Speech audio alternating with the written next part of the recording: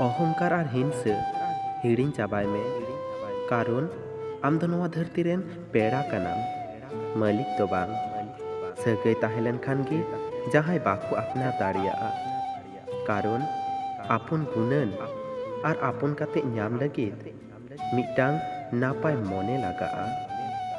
एड़े उचुआ कना मेनते दुख आलम ᱧᱟᱢᱟ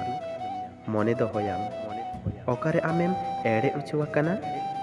ओंडे खोन सिकनत हम ᱧᱟᱢ आकादा हड़मो रेना चेहरा इदी काते गौरव आलम उदुगा चेदा से ओना दो आम दो बाम बेनाव आकादा गौरव उदुक में व्यवहार और चाल चलन रेना चेदा से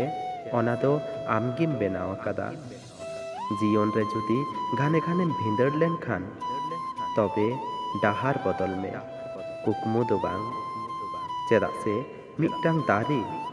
आया साकामे बदला जागा दो बांग जमा जहाँ तीन दाम हुयु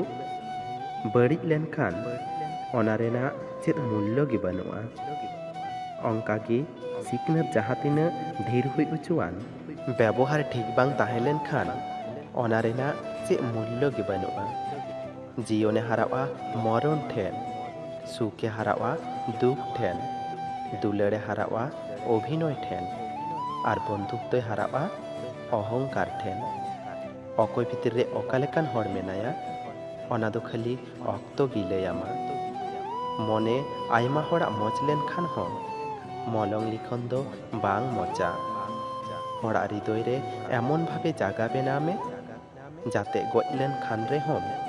आम लगिद ए प्रार्थनाय और जीवित एम ताहेन खान आम साव ᱧᱟᱯᱟᱢ लगिद आशा ताहेन ताई आम तुम्बुत ते जुदी आबेना दुलड़ गहिरो खान तबे तुम्बु दम मेनखान घाने घाने जुदी आमगी तुम्बु दो हुयुक ताम खान तबे तिंगु में कारण दुलड़ रेना जागा दो कोड़ाम रे जांगा रे तो बांग अकय आम बगी काते चाला ए मेनेदा उनी तीस हो आलम मेताया जे इन दो आम बेगर बन बांचावा खाली नवा गी मेताय में एटा होड़ा जीवन रे जुदी सुकेम ताहेन खान तबे चाला में चेदा से जीवन दो आमाक काना तो बया को भिडियो मज पे बुझाव लेखाय मिटांग लाइक तबुन पे